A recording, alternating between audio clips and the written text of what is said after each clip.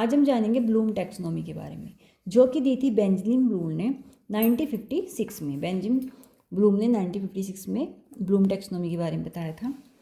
Bloom taxonomy is the hierarchical classification of learning objective in the cognitive, affective और psychomotor domain. ठीक है, उन्होंने एक हायरार्किकल जो हमारे लर्निंग ऑब्जेक्ट होते हैं उसको अचीव करने के लिए एक हायरार्किकल अपनी वो दी थी, जिसमें उन्होंने 3 डोमेन बताए थे, cognitive, affective and psychomotor domain. ठीक है, इन्होंने ये कहा था कि जो हमारे लर्निंग ऑब्जेक्टिव हैं वो हमारे कॉग्निटिव, अफेक्टिव और साइकोमोटर डोमेन के इर्द गिर्द हैं। ठीक है, तो कॉग्निटिव डोमेन पहला इन्होंने बताया था, जो कि है, आप याद रखना, सिंपली नॉलेज बेस्ड होता है कि कॉग्निटिव का हिंदी मीनिंग है संज्ञानात्मक, जहाँ पर हमें नॉलेज, सिर्फ हमारे ज्ञान जो बेस्ड होते हैं।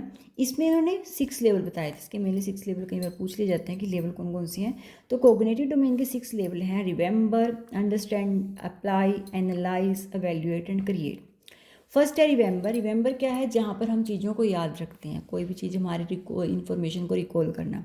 रिकॉल फैक्ट एंड डेफिनेशन, यानी कि जिस तरीके से हम कोई भी हिस्टोरिकल डेट याद रखते हैं, अपना बर्थ याद रखते हैं, ठीक है, बहुत चीज़ें होती हैं माइंड में याद रखते हैं, वो होती है हमारी रिमेंबर। सेकेंड होती है अंडरस्टैंड, जब हम किस चीज़ को समझ के एक्सप्लेन करते हैं अपने आइडियाज़ को एंड कॉन्सेप्ट। मान लो कोई फैमिली में कोई प्रॉब्लम आती है, हम पहले उसको समझते हैं ना, तो फिर उसके बारे में हम एक्सप्लेन करते हैं कि हाँ हम इस तरीके से सोल्यूशन ढूंढे, क्योंकि हमने पहले उसको समझा, ठीक है, अंडरस्टैंड किया, तभी हम उसका कोई सोल्यूशन बता सकते हैं। अगर हम उसको समझेंगे नहीं तो हम क्या उसका सोल्यूशन बताएंगे। वो होती है अंडरस्टैंडिंग, जहाँ पर हम अपने एक्सप्लेन करते हैं अपने आइडियाज़, अपने कॉन्सेप्ट को। एग्जाम्पल के तौर पर जैसे summarise lesson in your own words, यानी कि जिस तरीके टीचर मान लो कोई लेसन क्लास में पढ़ा रहा है, तो आप अपने समराइज, अपने वर्ड्स में उसकी समरी बता रहे हो, क्योंकि आपने उसको ध्यान से सुना, ठीक है, अंडरस्टैंड किया। थर्ड है अप्लाई। फिर हम क्या, जो कुछ हमने अब तक सीखा या पढ़ा वो हमें अप्लाई करना है।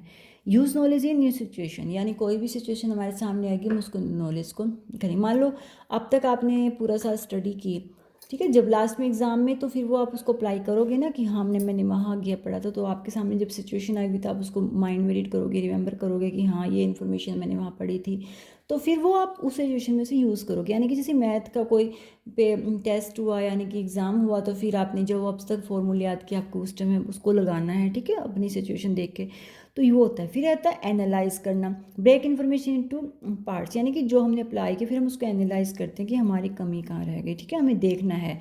यानी कि एग्जाम्पल के तौर में जैसे दे रखा है, differentiate between formative and summative, यानी कि हमें हमारे लास्ट में जब रिजल्ट आया फिर हमने एनालाइज किया कि हाँ कि हमारी जो फॉर्मेटिव थी वो तो काफ़ी अच्छी होती थी, या फॉर्मेटिव अच्छी नहीं होती थी, समेटिव अच्छा रिजल्ट आया है, फिर समेटिव अच्छा नहीं आया तो फॉर्मेटिव अच्छी होती, तो हम उस पर एनालाइज करेंगे कि हमारे साथ क्या हुआ, ठीक है। फिर हम देखते हैं, अब एनालाइज करते हैं, अपनी वीकनेस देखते हैं कहाँ रही, फिर हम एवेल्युएट करते हैं, जजमेंट, मेक जजमेंट और डिसीजन, यानी give your opinion with reason, अपनी ओपिनियन देना। फिर हम देखते हैं कि हमारी आखिर कमी क्या, हमने सब एवेल्यूशन किया। फिर है क्रिएट। फिर हमें लगेगा कि हाँ यार हमारी कहीं ना कहीं कमी रह गई, हमें इस टीचिंग मेथड से नहीं पढ़ना चाहिए थी, या हमारी स्ट्रेटजी गलत रही, हमें जिस तरीके से पढ़ना था, तो वो है फिर हम क्रिएट करेंगे अपना न्यू आइडियाज़ और वर्क। यानी कि हमें अगर नई स्ट्रेटजी की यूज़ पड़ी या नई टीचिंग मेथड से पढ़ने की यूज़ पड़ी तो हम उसका यूज़ करेंगे, ठीक है। ये तो था इनका कोग्निटिव डोमेन। सेकंड है इनका अफेक्टिव डोमेन। जो कोग्निटिव डोमेन है वो हमारी नॉलेज बेस्ड है, और अफेक्टिव डोमेन है इमोशनल एस्पेक्ट ऑफ लर्निंग, हम जिसको कह सकते हैं। यानी इनका मेन फोकस होता है emotion, attitude, values and feeling in learning, affective domain का, ठीक है। इसमें इन्होंने जो बताए थे इसके लेवल्स वो 5 बताए थे। पहला है रिसीविंग, कहते हैं पहले होता है कि अवेयरनेस, किसी भी चीज़ को रिसीव करना। जब जैसे टीचर क्लास में पढ़ा रहा है और बच्चा क्या कर रहा है, उस नॉलेज को रिसीव कर रहा है, मतलब टीचर लेक्चर दे रहा है और बच्चा उसको पैसिवली सुन रहा है, ठीक है, लिसन कर रहा है। लिसनिंग केयरफुली टीचर, यानी कि कोई भी बच्चा जैसे टीचर को सुन रहा है, मानो उसको रिसीव कर रहा है, ठीक है, पैसिव अटेंशन है जहाँ पे सिर्फ वो सुन रहा है। सेकंड है रिस्पॉन्डिंग पार्टिसिपेशन, जब उसने ध्यान से सुना तभी तो वो उसमें पार्टिसिपेट करेगा, अगर वो सुनेगा ही नहीं, रिसीव ही नहीं करेगा, तो वो उसमें पार्टिसिपेट क्या करेगा, यानी उसमें रिस्पॉन्ड क्या करेगा। इसमें होता है सेकंड है फिर एक्टिव पार्टिसिपेशन, फिर चलती है एक्टिव पार्टिसिपेशन, यानी कि जो भी आंसर क्वेश्चन होती है पार्टिसिपेट डिस्कशन। अगर टीचर ने मान लो पूरा लेक्चर पढ़ा दिया और आपने ध्यान से सुना ही नहीं, और टीचर जब उठा के आपको क्वेश्चन पूछेगा, आपको पता ही नहीं अब क्या पढ़ा हमने, तो वही है, तो पहले हमने उसको रिसीव किया, फिर हम उसमें रिस्पॉन्ड किया, हमने पार्टिसिपेशन किया। थर्ड है वैल्यू, इम्पोर्टेंस देना किसी चीज़ को, अटैचिंग वैल्यू और इम्पोर्टेंस, ठीक है। यानी कि जैसे मान लो एग्जाम्पल है respecting other opinion showing honesty, यानी कि हम जैसे हम होनेस्टी दिखाते हैं या फिर हम दूसरे के ओपिनियन को भी रिस्पेक्ट करना, कि कुछ लाइफ में वैल्यूज़ होनी चाहिए जो हम रखते हैं। फोर्थ है फिर ऑर्गेनाइजेशन वैल्यू सिस्टम, यानी कि ऑर्गेनाइजेशन होता है कि जहाँ पर हमें बैलेंस करना है, ठीक है, जो भी वैल्यू सिस्टम है हमारा उसमें बैलेंस करना है, in honesty balance in honesty and loyalty in decision जो, ठीक है, तो उनमें एक बैलेंस बना के रखना है। फिफ्थ है इसमें कैरेक्टराइजेशन, यानी कि जो हमारी पर्सनैलिटी का पार्ट बन जाए। कैरेक्टराइजेशन वो होता है जो हमारा पर्सनैलिटी है, हम दिखते हैं जैसा, कि वो है जब वैल्यू हमारी पर्सनैलिटी का पार्ट बन जाती है।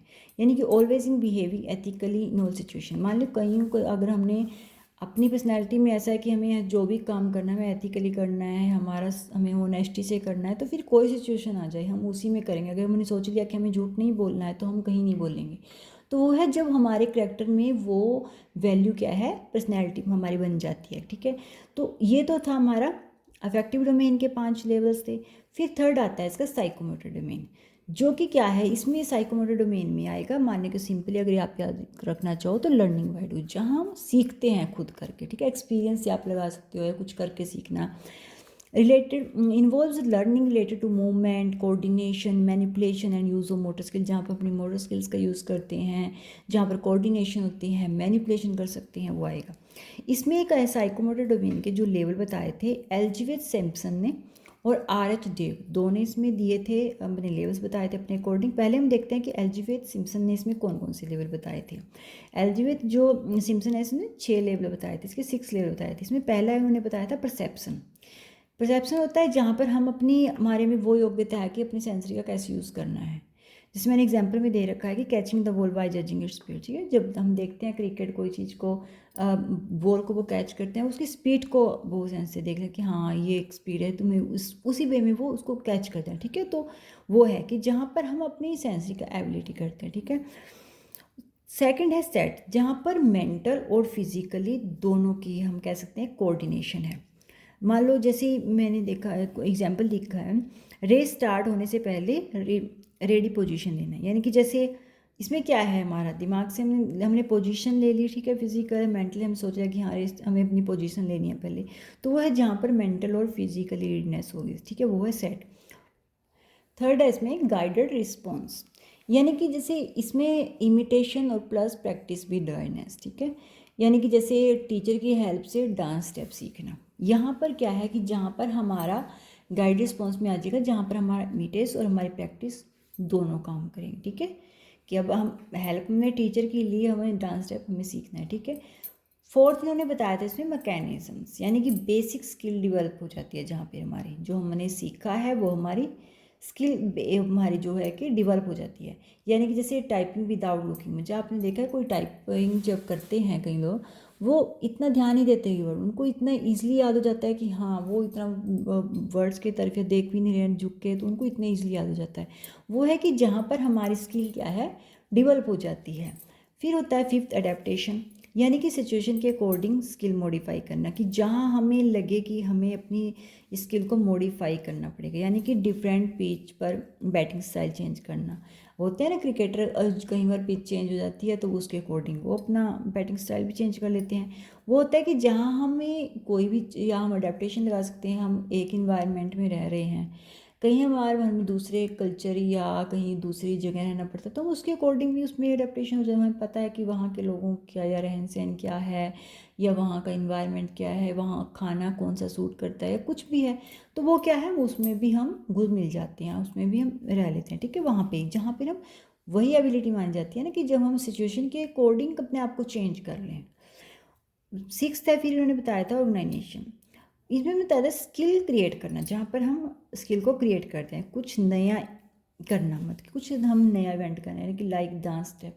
जैसे मान लो हम देखते हैं कि जैसे कोई भी सो वगैरह डांस, इंडिया डांस, इसमें देखते हैं हम नए नए स्टेप बच्चे करते हैं। वो है कि जहाँ पर वो अपनी स्किल अपने अकॉर्डिंग कुछ नया क्रिएट करते हैं, ठीक है, जब हम कुछ अपना नया, ये तो बताए थे, ठीक है, सिम्पसन ने। और फिर आते हैं लेवल अकॉर्डिंग आर.एच. डेव ने, फिर आर.एच. डेव ने बताए थे अपने।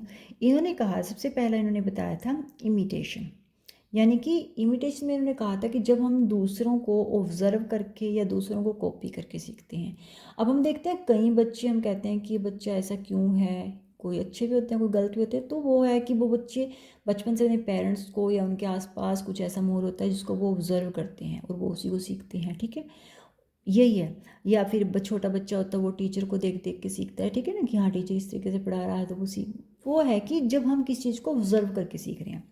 सेकेंड उन्होंने बात की थी मैनिपुलेशन, प्रैक्टिस इम्प्रूव परफॉर्मेंस, जहाँ पर हम अपनी इम्प्रूव करते हैं अपनी परफॉर्मेंस में, मैनिपुलेट करते हैं। थर्ड उन्होंने बात की थी प्रेसिशन, यानी कि doing the skill accurately and correctly, कि जहाँ पर हमें अपनी स्किल्स को एक्यूरेट बनाना है, जो हमारे में योग्यता है उसको और अच्छा। मान लो छोटा बच्चा होता है, उसकी राइटिंग स्किल्स इतनी अच्छी नहीं होती, वो थोड़ा थोड़ा लिखता है, फिर धीरे धीरे वो अपनी स्किल्स को इतना मजबूत कर लेता है कि वो हाँ उसकी बिल्कुल एक्यूरेट हो जाती है, राइटिंग में एक्यूरेट कर लेता है, प्रैक्टिस, ठीक है ठीक है। तो वो होती है प्रिसीजन, जहाँ पर वो अपनी स्किल को एक्यूरेटली और करेक्टली कर लेता है। फोर्थ इन्होंने बात की थी आर्टिकुलेशन, यानी कोऑर्डिनेशन ऑफ एक्शन, जब एक्शंस के बीच कोऑर्डिनेशन हो। एग्जाम्पल है जैसे writing fast while maintaining neatness, ठीक है, जहाँ पर नीटनेस मेंटेनिंग करनी तो हम क्या करते हैं, राइटिंग को फास्ट भी कर लेते हैं, ठीक है। तो वो है जहाँ पर हमें एक्शन का एक कोऑर्डिनेशन बनाना पड़ता है। फिफ्थ इन्होंने बात की थी naturalism, no need to think much, कि जहाँ पर हमें कुछ ज़्यादा सोचने की जरूरत नहीं पड़ती। Skill become automatic and effortless, कि जहाँ पर हमारी स्किल ऑटोमेटिक मतलब बहुत अच्छी हो जाती है, कि जहाँ पर हमें फिर ज़्यादा सोचना भी नहीं पड़ता किसी चीज़ के बारे में, राइटिंग है और टाइपिंग विदाउट कॉन्शियस एफर्ट, ठीक है। जहाँ पर कई बार इतनी स्पीड बच्चे की मतलब कि राइटिंग स्किल्स इतनी अच्छी हो जाती है, या वो कोई स्पीच देने में इतना अच्छा हो जाता है कि उसे कुछ सोचना भी नहीं पड़ता, कुछ लिखना भी नहीं पड़ता, ठीक है। एक राइटर होते हैं, कोई पोइट होते हैं, लाइक वो इतनी अच्छी पोइम लिख देते हैं। तो वो है कि जहाँ पर उन्हें इतना ऑटोमेटिकली उनका इतनी स्किल्स उभर के आ जाती है, ठीक है। सिंगर होते हैं, गाना गाते हैं, लिखने वाले लिख देते हैं, कुछ अच्छे अच्छे लिख देते हैं। तो वो है, तो वो है कि जो नेचुरलिज्म, यानी कि नेचुरली हमारे अंदर वो स्किल्स इतनी ज़्यादा डेवलप हो जाती है कि हमें कुछ ज़्यादा एफर्ट नहीं करना पड़ता। तो ये थी ब्लूम की टैक्सोनॉमी जो इन्होंने बताई थी। 3 डोमेन थे इनके मेनली, ये ध्यान रखना, कॉग्निटिव, अफेक्टिव, साइकोमेट्री। उसके आगे इसके लेवल्स हैं, उनको आप एक बार लेवल्स को पढ़ लेना। कोशिश यही रहती है कि थोड़े थोड़े आपका क्लियर हो जाए, मतलब कि कोई ज़्यादा लेंथी ना बनाओ। पर फिर अगर आपको मेरे नोट्स अच्छे लगे तो प्लीज़ लाइक किया करो, सब्सक्राइब किया करो, कमेंट जरूर किया करो। Thank you for watching my video.